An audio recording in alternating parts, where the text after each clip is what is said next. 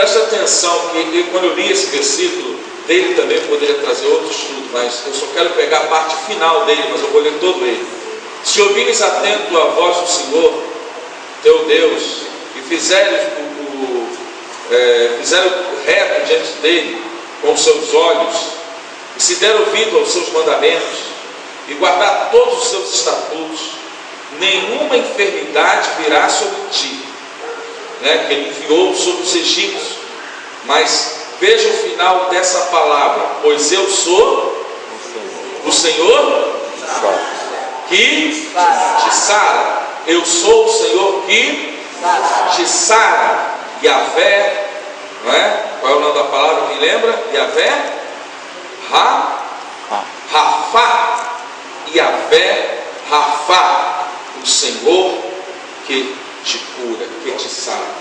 Ó Deus, em nome de Jesus, mais uma vez, seja o teu Espírito Santo falando, sejamos instrumentos nas tuas mãos. Fala o nosso coração de uma maneira poderosa, exortando, consolando, edificando. Se ainda há pessoas a caminho da tua casa, traga, Senhor, para a honra e para a glória do teu nome. Repreende todo investido do diabo sobre essas pessoas, ó Deus, que queiram chegar na tua casa, que estão tentando chegar na tua casa. E, ó Deus, mais uma vez, pedimos a tua bênção nesse dia, no nome de Jesus. Amém. Amém. Os irmãos podem assentar. Irmãos, eu vou tentar fazer uma introdução bem objetiva sobre a cura da alma. Entendeu? Porque quando o Senhor está dizendo aqui que Ele é o Senhor que cura todas as coisas, eu quero ler ainda, vamos passear um pouquinho aqui na Bíblia, lá em Mateus 4, depois Lucas 4 também, quando Jesus começa o seu ministério. Eu já falei isso aqui algumas vezes, essa expressão que está na Bíblia, no versículo 23, achamos? Mateus 4, 23. Percorria Jesus toda a Galileia, ensinando nas sinagogas, pregando o evangelho do reino, curando toda sorte de doença e enfermidade entre o povo. Aqui, doença e enfermidade está separado. Por quê? A doença diz respeito ao corpo, a enfermidade diz respeito à alma. Lucas 4,18. Lucas 4,18. Quero dar a base bíblica das expressões aqui. Eu não vou me prender às expressões hebraico e grego, que a gente fez aqui uns apontamentos, porque o sentido ali é esse da alma. Achamos? Amém. 4. E o Espírito do Senhor está sobre mim. Jesus falando do cumprimento de Isaías. Pelo que me ungiu para evangelizar os pobres, e enviou-me para proclamar libertação aos cativos, restauração da vista aos cegos, e pôr em liberdade os oprimidos. Aí nós vamos num texto muito forte, voltando para Mateus 11. Mateus 11, muito conhecido esse versículo, 28 a 30. Achamos? Vinde a mim, Jesus faz um convite, todos os que estáis cansados. Mas isso aqui não é um cansaço físico, sobrecarregado. Isso aqui não está falando de você trabalhar no caixa do porto. Eu vos aliviarei. Tomai sobre vós o meu jugo. Ele está oferecendo o jugo dele. E aprendei de mim, porque sou manso e humilde de coração, e achareis descanso para as vossas almas. Porque o meu jugo é suave e o meu fardo é leve. Por que será que Jesus falou isso? Continuando, vamos para Isaías 53. Isaías 53, quando o profeta tem uma visão de Jesus na cruz do Calvário, e ali tem, poderia ler todo ele, 53, 4 e 5. Achamos já? 53, 4 e 5. Certamente ele tomou sobre si as nossas e as nossas dores. Interessante, enfermidade e dor. Levou sobre si e nós reputávamos por aflito e, olha a palavra que está aqui, ferido de Deus. Vou falar muito essa palavra. E oprimido. Mas ele foi transpassado pelas nossas e moído pelas nossas, e o castigo que nos traz a paz estava, e pelas suas pisaduras, marcas de sangue, fomos sarados. Mas eu ainda vou para o Salmo 41, verso 4, aonde o salmista traz uma afirmação interessante. Creio que as versões estão semelhantes, mas se não tiver, 41, Salmo 41, meio da Bíblia. Já estamos lá? Amém? Versículo 4. Disse eu vou ler a parte que tem a palavra: compadece de mim, Senhor, e sara a minha alma. Tem compaixão de mim, tem misericórdia de mim. E ele diz: e sara a minha alma. Todos esses textos aqui, direta e indiretamente, mas a maioria diretamente, está falando de cura da alma. E a gente sabe que o primeiro sintoma da ferida que o pecado provocou no homem, que está lá em Gênesis 3, 4, quando Deus chama Adão, e Adão diz assim: eu ouvi tua voz. E Deus falou: por que você não respondeu? O que ele disse? Tive medo. Primeiro sintoma, medo. A Bíblia diz em 1 João 5,19 que eis que o sistema, eis que a sociedade jaz do maligno. Pensei que você já tivesse aprendido isso.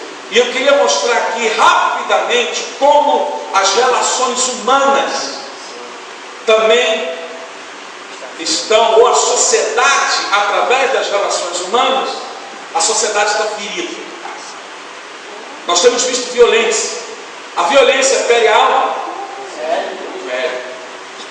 Fere demais.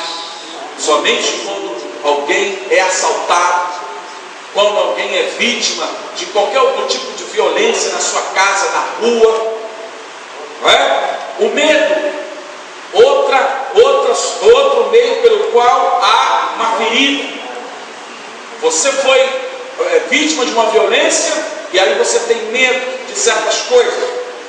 O estresse, hoje se fala muito nisso, aquele cansaço exacerbado em função do peso da cobrança de trabalho, da sociedade, etc. A depressão que comprime nesse curso que eu vou dar lá no interior. Aí eu vou explicar com mais detalhes isso aqui é um assunto para a gente decorar um pouquinho. Por isso que eu estou resumindo sobre a depressão. É aquele momento que a pessoa, que tem a depressão química, tem a depressão que é provocada por outras situações de família, que eu ainda vou falar aqui, e que a pessoa fica como que perdida, sem direção, etc. E aí nós estamos vivendo uma sociedade que está com esperança ou falta de esperança?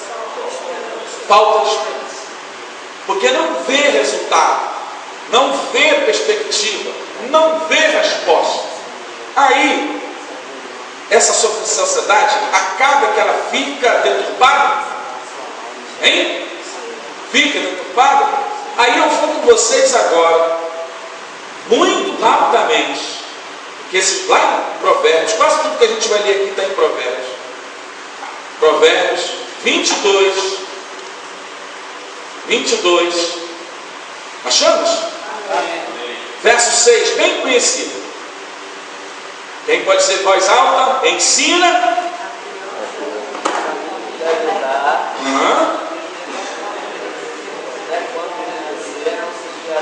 Se essa pessoa, eu não quero entrar aqui na perspectiva espiritual, mas se essa criança foi ensinada no caminho errado, ela vai nascer no caminho errado? Vocês me escutaram? Claro. Sem tirar o ponto espiritual, que esse texto é usado muito no sentido espiritual, que é uma verdade. Mas Salomão está dizendo que a criança deve ser ensinada no caminho certo. Mas se for ensinado no caminho errado, se naquela casa onde aquela criança vive, todo mundo mente, ela vai mentir. Vai. Todo mundo rouba, ela vai roubar.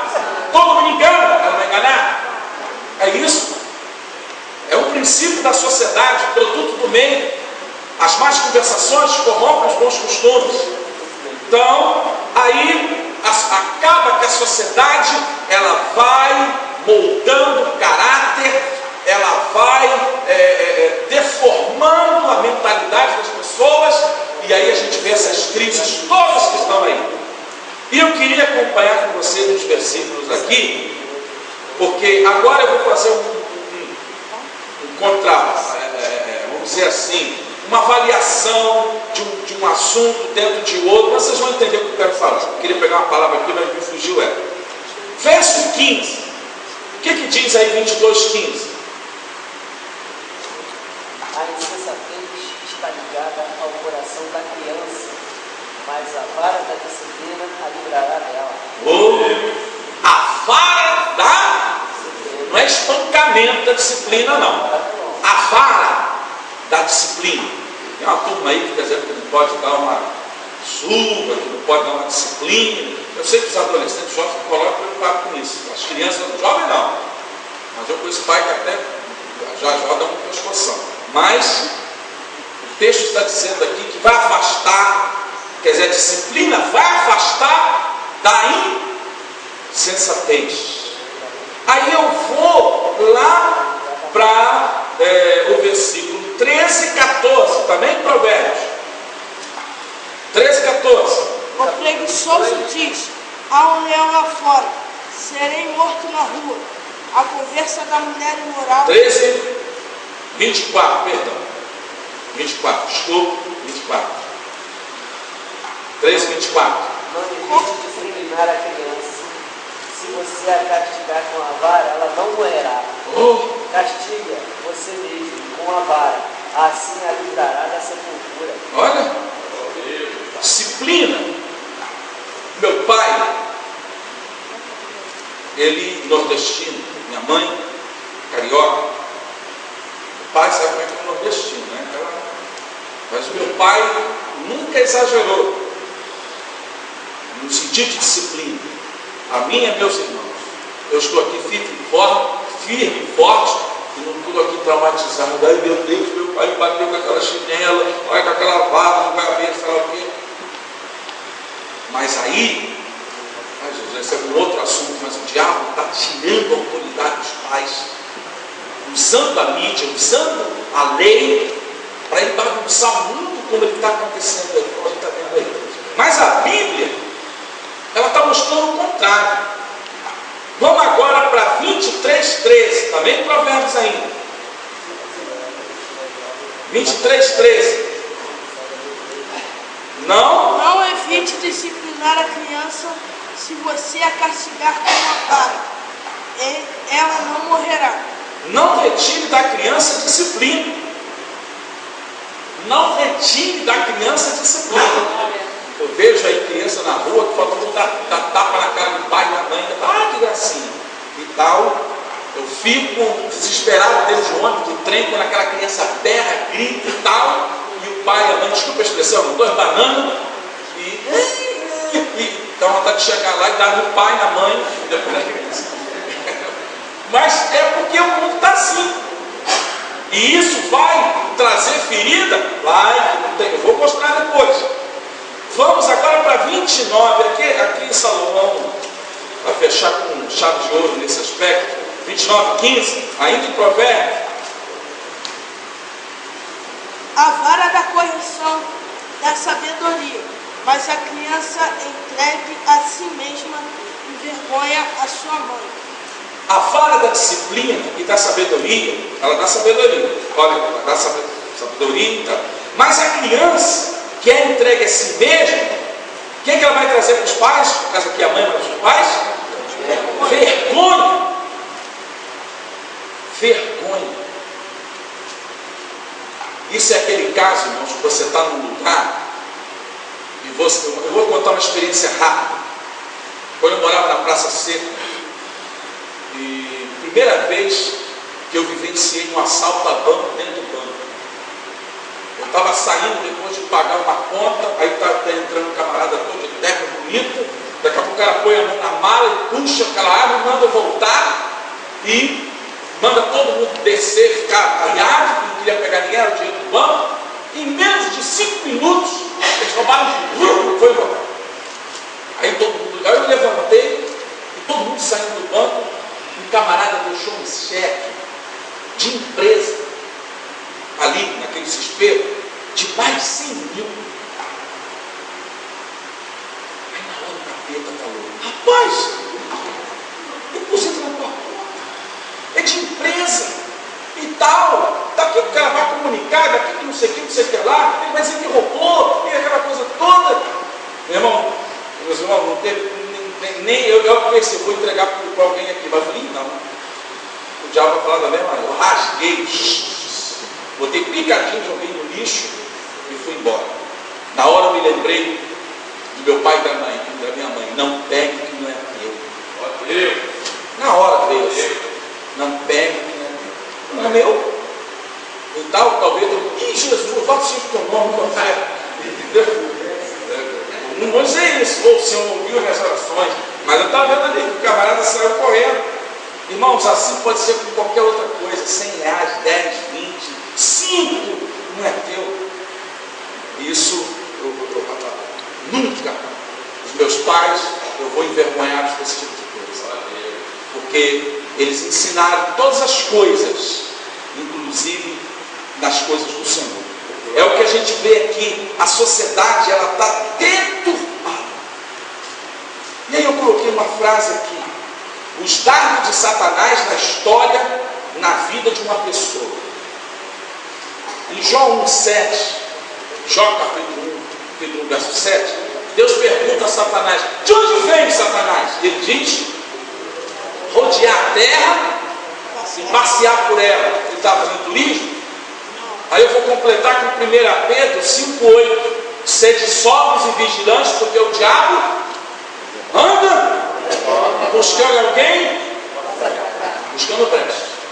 E a gente percebe, aqui não tem tempo de eu mostrar aqui para vocês, mas de repente pode até trazer esse estudo aqui na igreja, onde eu mostro como o diabo ataca na primeira idade, na segunda idade e até na terceira idade. O diabo já nos ataca no ventre da nossa mãe, ali usando às vezes, infelizmente, os agentes que o diabo usa por não conhecer a Jesus, e até tem alguns pseudos crentes aí, que eu infelizmente tenho que colocar, mas o diabo usa às vezes pai, mãe, irmãos, para nos atacar, para nos trazer. Daqui a pouco eu vou falar dos gigantes, que muitas vezes ocorre. O diabo vai ali, ele vai atacando, né? O diabo quer nos ferir em todos os momentos da nossa vida, em todos os momentos. Quando a gente é criança, que a gente, olha, há uma diferença de você ter nojo de barata e medo de barata. Há implicação nisso. Há uma diferença de você ter medo de avião ou a preocupação com outra coisa correspondente ao avião. Existem coisas que a gente passa desapercebido, dizendo que não tem problema nenhum, mas há uma ferida que foi colocada ali, em algum momento, em alguma situação, ou na sua infância, ou na sua adolescência, ou na fase adulta, ou até mesmo na última idade. E o diabo, ele vai procurar o momento certo de te atacar com alguma coisa. Decepção, aí eu falo do esgotamento espiritual, daqui a pouco eu vou falar. Decepção com pessoas, ele vai estar em todos os momentos da nossa vida. Quando a gente fica olhando, por isso que o mundo jaz no maligno, essas pessoas, essas crianças que depois se tornam marginais, se tornam bandidos, você vai na penitenciária, vai ver um histórico, rejeitado por pai e mãe, rejeitado pela sociedade, e aí o diabo fez a festa. E aí aquela pessoa se torna ingrata, ela se torna violenta, ela se E dentro da vida de alguns lares de irmãos, acontecem coisas semelhantes. Não dessa maneira, nessa proporção. Como é que o diabo, você já ouviu falar dessa palavra psicossomática? O que significa isso? Doenças da mente, que começa na mente e é levada para onde? Para o corpo.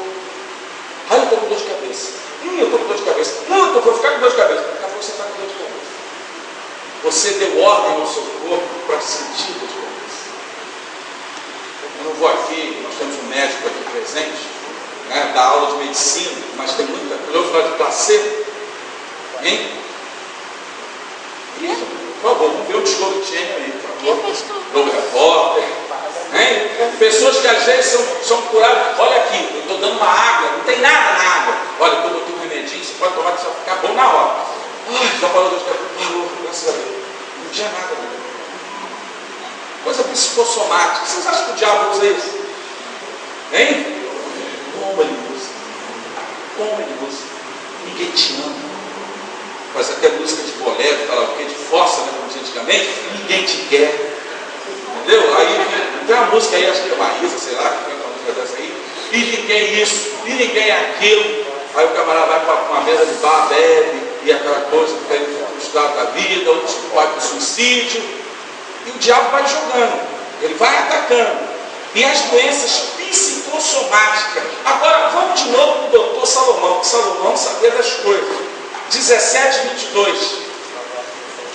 17, 22, rapidamente. Achamos?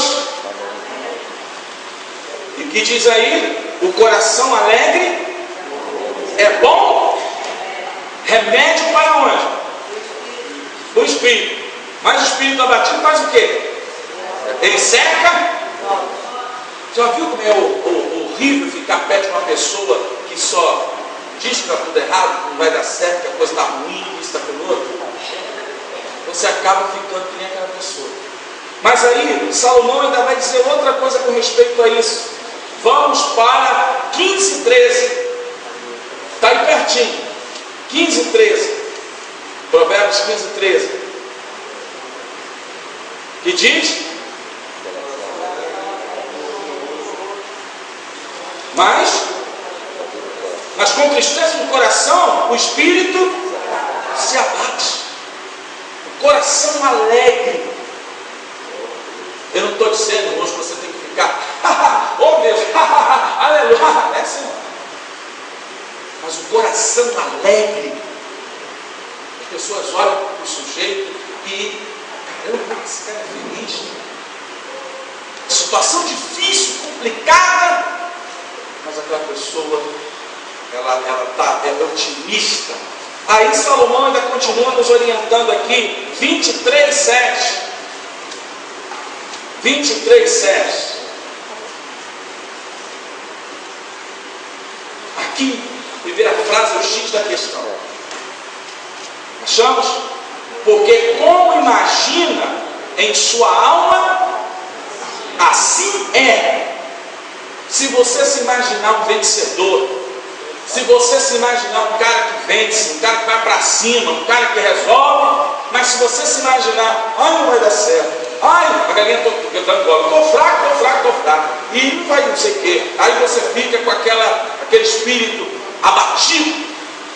Eu estava vendo uma vez uma pesquisa, um documentário, de que as crianças de Israel dificilmente, os israelitas, as crianças israelenses dificilmente sempre passam de ano. Os pais nunca levam para as crianças derrotismo. Se a criança tiver algum problema, dessa vez passou, da próxima você vence. Não desista, continua. E você vai passar por cima. E você vai, porque eles vivem, né, um estado de guerra ali. As crianças sempre, todos precisam sempre saber que eles vão vencer. Em todas as situações. Meu irmão, é o que a Bíblia fala. Tudo posso. O Senhor é meu pastor. Se Deus é por nós. Só citei 3. Poderia citar muitos textos na Bíblia que falam de otimismo. O Salmo 46. Ainda que a terra se transtorne, ainda que tudo, eu vou confiar em Deus. Não importa a situação. Então, eu vejo aqui que o diabo fere com as doenças psicossomáticas. Ele ataca dizendo que você é isso, que você é aquilo outro. Aí, o que é a cura da alma? Nós lemos ainda agora em Mateus 11, 28 a 30. Eu peguei um resumo baseado nos textos originais, mas eu peguei, não vou falar o texto original aqui, mas o que é a cura da alma? Restauração das feridas emocionais que prendem a nossa alma. A cura interior, a cura da alma, é restauração das feridas emocionais que prendem a nossa alma. Às vezes, queridos, vocês pensam que, mas eu sou crente, sou batizado, sou pregador. A Bíblia vai mostrar no livro de Salmos, eu vou falar daqui a pouco, que vários personagens da Bíblia passaram por crise, passaram por problemas na alma, e eram salvos. Isso não depende de salvação para você ir para o céu. Isso é apenas você viver sua vida na terra com saúde emocional.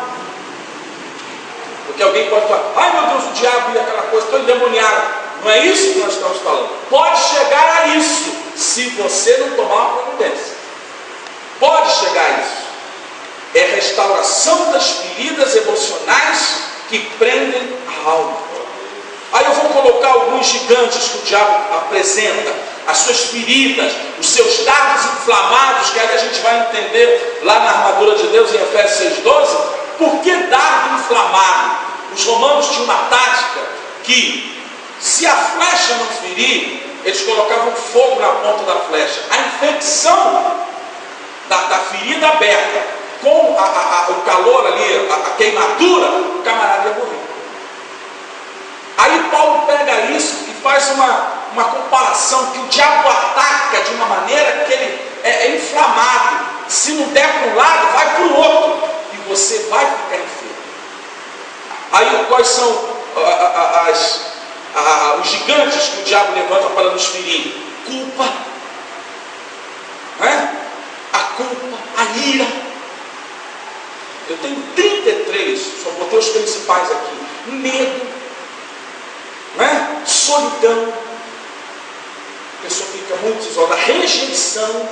Eu sou feio, cabeça chata, e meu óculos, e minha orelha, e minha boca, e meu nariz, e não sei o quê. E aí começa aquela coisa, menina de 15 anos já querendo fazer uma operação plástica. Não, porque a outra menina é assim, e não sei o que, é assado, né? Mágoa, isso dói. Isso dói. São características. Cada gigante desse a gente estuda separadamente, mas eu tenho que só citá-los aqui. Revolta, né? Culpa, ira, medo, solidão, rejeição, mágoa, revolta. Você fica revoltado com coisas que aconteceram, seja na época da sua infância, da sua segunda idade, da sua terceira idade.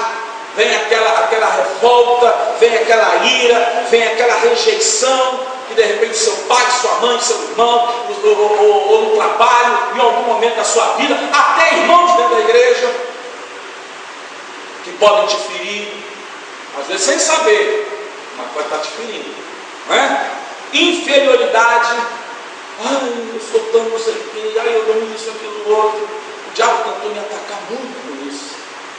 Principalmente quando o médico disse para minha mãe que esse garoto aí vai ter problema de memória, hein? Não vai se lembrar de nada. Hoje as pessoas dizem que eu tenho um HD na cabeça. Não é que eu consigo lembrar, mas na época minha mãe falou assim, que negativo, ele vai ser o melhor e tal. Aos trancos e barrancos, luta, porque aquilo ficou na minha cabeça. Eu achava que eu ia nunca fazer uma faculdade, nunca ia terminar o estudo. E na primeira experiência, porque hoje as crianças já estão em creche com 3, 4 anos. Mas na época da turma aqui mais antiga, a gente ia para a escola de 7, às vezes 8 anos. Ia para a escola.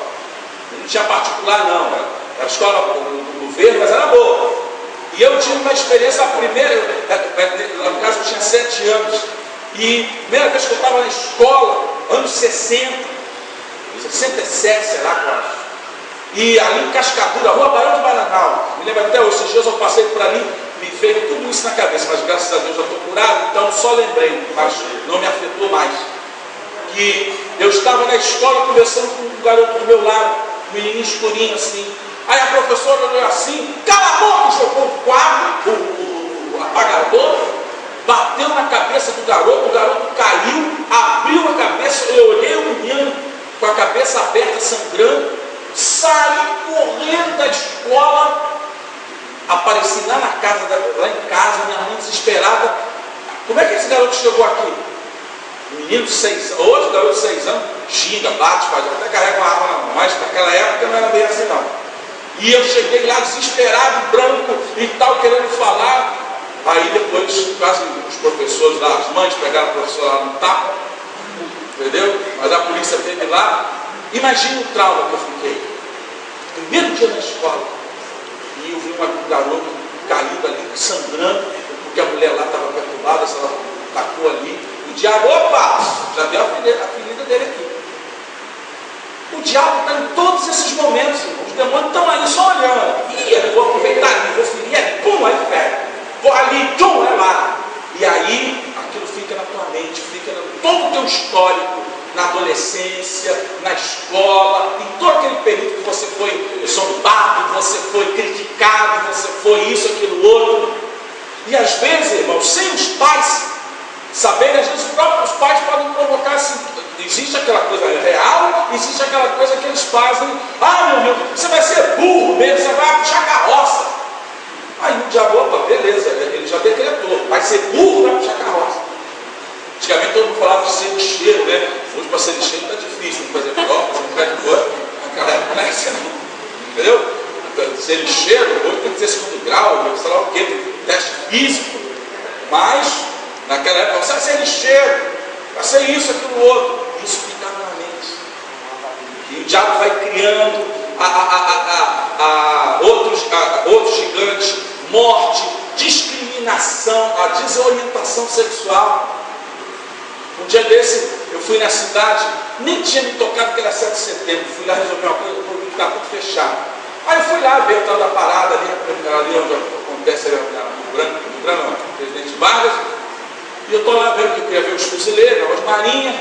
Aí eu estou vendo uma senhora com menina, só que eu estava fazendo pirraça, não sei o quê. Aí a mulher falou assim: seu mulherzinha, você vai ser uma mulherzinha, seu mulherzinho. O garoto de 6 anos, vai ser uma menina, que não sei o que, não sei o que. E eu já estava punhado, quase peguei aquela mulher e falei: para de amaldiçoar o teu neto. E o garoto todo comigo ali, e aquela palavra, né? Daqui a pouco tem um homossexual. A desorientação. A minha esposa trabalhou muitos anos no Verbo, e ela começou com muitos homossexuais ali pregando o evangelho para eles. Eu sei que eles não aceitam muito isso, mas quem é verdadeiro aceita. A maioria deles se tornaram homossexual por serem violentados, por serem abusados e outras coisas mais. É assim que acontece. Mas aí a sociedade diz que não, nasceu assim e acabou. Então, olha quantos gigantes, às vezes a morte na família, de alguém inesperado que morre, aí você começa a culpar Deus, começa a culpar não sei o quê, às vezes as doenças mais simples, ou a morte. A minha mãe, há muitos anos que não via o meu tio, tinha marcado o encontro lá para o meu tio lá visitar a minha mãe. Ele inclusive trabalhava na época na Globo. Quem lembra daquela novela Saramandá? Acho que é Saramandá, que tinha uma mulher redonda que explodia. Era ele que fez aquele efeito especial na época. Tinha a novela também Casarão, que tinha uma estátua de uma mulher lá que o Paulo Gracinho fazia. Ele que fez aquela estátua.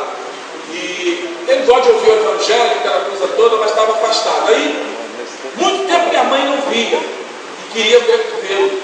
Marcou um dia. Meu tio foi, uma semana antes, estava subindo na escada para consertar, levou um tombo, caiu, quebrou, não sei o que, na bacia, foi fazer uma operação, deu problema e morreu. Na hora eu falei: meu Deus, o diabo vai atacar. Aí estava preparando, mas eu cheguei lá e tal. Porque ela, meu Deus, tanto você vê o meu irmão agora, ele morre, não sei o que lá. Às vezes uma doença, coisa boba, levou um tombo, escorregou, pum, bateu. Mas na hora da operação lá deu um problema, uma complicação e morreu. E às vezes o diabo viu, olha aí, cadê Deus? Olha aí, não sei o quê, eu não sei o que lá, por que ele não fez? Olha, o cara morreu, não sei o quê, ainda fosse tiro, fosse sei lá o quê. Mas hoje, essas famílias agora, infelizmente, perderam seus filhos. O diabo está lá metralhando as feridas lá, de tudo quanto é jeito, para atingir as pessoas que perderam. Ele faz isso, porque ele veio para roubar, matar e destruir. E glória para nós que é nos destruir. Se ele puder destruir na mesma hora, ele faz por etapa. Não é? E quais são os sintomas dessas feridas? Mas primeiro eu quero falar uma coisa. As palavras têm poder, irmãos? Sim. Veja, mais uma vez, o doutor Salomão está fantástico. Provérbios 15. Mas também a tua sabedoria vem de Deus. Provérbios 15, verso 1 e 2, depois 28. Olha que coisa interessante que Salomão diz aqui. 15, versos 1 e 2, depois para o 28. A resposta branda desvia o furor, mas a palavra dura suscita ira. A língua de sábio torna sabedoria, mas a boca dos tolos derrama a justiça. Olha, se eu falo coisas boas, o que eu quero dizer com isso? Há poder nas palavras. Há palavras que podem gerar cura e há palavras que podem ferir. Quem aqui já ouviu aquela famosa frase: seria melhor você ter sido batido do que palavra? As palavras não doem mais? Hein? A palavra dói muito mais, hein? Dói muito mais do que alguém bater em você. Mas quando fala, não é? O 28. O coração do justo medita que há de se responder, mas a boca dos ímpios derrama em abundância coisas más. O justo, ele vai parar para dizer o que vai falar. Mas o ímpio quer nem saber. Blum! Já tinha embora. Mas você tem que ter essa medida, essa moderação. Agora, quais são os sintomas? Eu estou indo para o final aqui. Tem muita coisa para falar aqui. Mas eu vou ver com o pastor aí, a gente vai fazer esse curso aqui da igreja, porque tem uma parte aqui que a gente faz uma terapia de cura pelo Espírito Santo. O senhor faz na sua hora. E Deus vai e faz o que tem que fazer. Sabe quais são os sintomas? Palavras negativas. Quando aquela pessoa sempre está dizendo, ai não sei o que, ai não sei o que lá. Isolamento. O diabo faz isso para a pessoa se isolar. Eu já fiz isso. De vez em quando o diabo quer que eu faça isso. Me isole das pessoas, fique longe. Mas aí que você tem que se aproximar e você tem que vencer isso. Crítica, começa a criticar tudo. Eu acho que o pastor Joel poderia fazer um plano feito Ciro, por exemplo. Mas ele, eu acho que o pastor Jorge anda muito elegante. Esse homem vai ganhar 10 mil. Mas isso aí é oferta. É oferta. Irmãos, eu já vi pessoas falando de coisas que. Deixa para lá. Falam coisas que não sabem de nada. Uma vez falaram, desculpe aqui, que eu tinha um relacionamento com 50 meninas. O Salomão ficou até de olho. Quem é esse cara? Aonde então é? Segundo o IBGE, são mais de 30 mulheres para cada carioca. Até mais, por isso que ele tem mais mulheres, mas está tudo virando aí para virado, outras coisas e tal, e não sabe como é que vai, não. Está difícil, homem bom está difícil, só na oração do joelho, para Deus trazer, entendeu? E temos aí só Jesus na causa, ok? Então, crítica, tristeza profunda, aquela pessoa fica triste, derrotada, fica ali, desistência. Tudo começa a fazer não vai dar certo não, pastor. Tira o meu nome, não fica naquele negócio. Mania de doença. Ai, está aqui. Ui, agora aqui. Ai, meu dedo. Aí começa aquela coisa de mania de doença. Esses são sintomas. Tudo isso que eu estou falando são coisas crônicas. Não é? E aí, como eu falei para vocês, eu já estou indo aqui para o final. A Bíblia mostra que Davi foi um dos homens que passou por muitos momentos de depressão. Mas ele, nos Salmos, mostra que venceu. Esperei com paciência no Senhor. Espera, pois, pelo Senhor. O Senhor é meu pastor e nada me faltará. Elias, quando ouviu que Jezabel mandou matar todos os profetas, e ele entrou numa crise, esgotamento, mas o Senhor mandou o anjo do Senhor, que era o próprio Senhor, e o levantou. Pedro, quando negou, vocês acham que, se vocês olharem o texto bíblico, que está lá no texto de João, Jesus fala, antes que o galo cante 2 vezes, você fala 3, mas é 2, antes que o galo cante 2 vezes, tu me negarás 3. A primeira vez, Pedro, eu não sei que lá, mas se você olhar a terceira vez como Pedro, é como se ele tivesse assim, ele acabou de negar. Quando ele virou, quem estava ali, olhando para ele, sendo levado? Jesus. Vocês acham que Jesus estava olhando para ele com raiva? Você traidor. Garanto que os olhos de Jesus eram olhos de amor. E se Jesus falou para ele o que ia acontecer, e a Bíblia diz que ele saiu e chorou amargamente. Tamanho foi a pressão que ele voltou à profissão dele. Por isso que quando ele ressuscita, ele diz, o anjo, manda o anjo dizer, avisa aos discípulos e a Pedro que ele ressuscitou. Então quando deve chegar lá, ô Pedro, ele ressuscitou, mandou dizer para você o anjo. E aí quando Jesus encontra com os discípulos na praia, Jesus vai e vai fazer agora a sessão de cura na vida de Pedro. Aí ele diz assim, Pedro, tu me amas como Deus, que a palavra ali é ágape, tu me amas como Deus? Aí Pedro viu que ele está dizendo a palavra ágape, eu te amo como irmão, ele usa a palavra filho, família. Aí Jesus pergunta de novo, Pedro, tu me amas como Deus? E ele diz, Senhor, eu te amo como filho, ou como irmão. Aí Jesus vai e desce ao nível dele, Pedro, tu me amas como irmão? Aí ele parou, Senhor, tu sabes de todas as coisas. Jesus estava curando a vida daquele homem. E depois a gente vê quem é aquele Pedro no livro de Atos. Houve uma cura. Porque, irmãos, lá em Mateus 6, 12, fala que nós precisamos perdoar, não é isso? Sim ou não? Sim. Quando nós não perdoamos, o diabo, ele aprisiona o passado, as pessoas a ele. Muitos de nós aqui têm problemas de perdoar pessoas no nosso passado, situações e até no presente. Quando a gente não perdoa, o diabo cria laços, ele nos prende a isso, como corda, traz ressentimento. O que é ressentir? Sentir de novo. E a gente fica, por isso que dentro da igreja a gente encontra irmãos que cantam com a beleza, prega, que faz tudo com a beleza, mas cheio de problemas de tudo.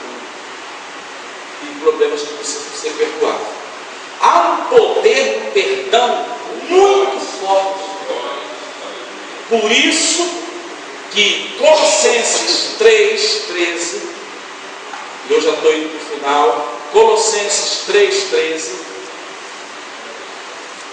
já achamos? Não? Ninguém achou ainda? Amém. O que o texto fala? Suportai-vos. Suportar aí é dar suporte, hein? É a mesma coisa que segurar, né? Perdoamos aos outros mutuamente, caso alguém tenha motivo de queixa entre outros, o que faz? Assim também. Quem está falando isso? Quem está escrevendo isso? Quem escreveu Colossenses, irmão? Paulo tinha motivo e sabia o que era isso? Irmãos, Paulo perseguiu a igreja. Paulo matou irmãos em Cristo, na ignorância. Vocês acham que Paulo não tinha, o diabo foi lá, rapaz, tu matou o seguidor de Cristo, está aí dando uma disso, aquilo outro? Mas a gente vê pela Bíblia que Paulo foi curado e perdoado. Se tornou o maior de todos os apóstolos juntos. E ele está falando de perdão. Perdão, irmãos, não é sentimento. Aí quando eu sentir, eu vou lá te perdoar. Não, a Bíblia diz que é decisão. É decisão, é vontade. Eu eu decidi perdoar o sujeito. Olha, eu te perdoo. É uma decisão. Pelo simples fato, eu não estou dizendo, irmãos, que da noite para o dia aquilo vai sumir. A cicatriz está lá, mas a dor não estará mais. Você sempre vai lembrar da cicatriz, mas da dor você não lembra mais. Porque você liberou aquela pessoa. Aí eu fui buscar essa palavra, perdão, no hebraico. Olha, eu botei todas as, não vou dizer os termos hebraicos, kutimia, não sei o que, apulon, mas o que significa? Deixar livre, soltar, libertar, despedir para ir embora, né? Liberação. Então, olha, perdão é deixar livre, soltar, libertar, despedir, mandar embora, né? E liberação. Eu libero, eu deixo, vai embora. Eu sei que perdão sempre é sair no prejuízo, mas esse prejuízo vai se tornar um lucro depois para você. Na hora não vai aparecer nada. O cara fez isso, fez aquilo outro. Uma vez, irmãos, eu já contei isso aqui, eu estava num retiro. Foi bem pouco tempo, 2 anos atrás. Numa crise financeira, um desafio financeiro enorme, que estava além do meu alcance. Estou diante dele de novo, mas eu creio que Deus vai dar uma resposta. Mas naquele dia, eu fui naquele retiro, ninguém sabia o que estava acontecendo, não falei nada, fui lá ministrar naquela igreja batista, lá em Soropédia, assim, sem mais. E Deus falou para mim assim: começa levando o povo a perdoar, e você é o primeiro. Eu falei, mas como? Eu fiquei ali, mas por que eu preciso perdoar? Aí Deus falou de pessoas que tinham me machucado, de pessoas que tinham me feito algo tão forte que atingiu o meu emocional. Por isso que apareceram essas manchas brancas aqui no meu corpo, isso é forte emoção. Eu não tinha isso, porque aquilo foi duro, pior do que 20 brutos por trás. Duro, porque eu não esperava aquilo de pessoas que, graças a Deus, agora eu me liberei. E lá naquele retiro eu pedi perdão, falei: Senhor, perdoa essas pessoas, eu sei todo o prejuízo, eles estavam errados, eles cometeram, mas eu perdoo. No dia seguinte, na primeira palestra que eu ministrei lá, o irmão chegou perto de mim e falou: pastor, segura isso aqui que tem coisa para ir com você, botou no meu bolso. E tal, eu fui para a segunda palestra e tal, na hora do almoço, botei a mão aqui, falei: irmão, olha que negócio aqui, não vai lá, pastor, olha, não,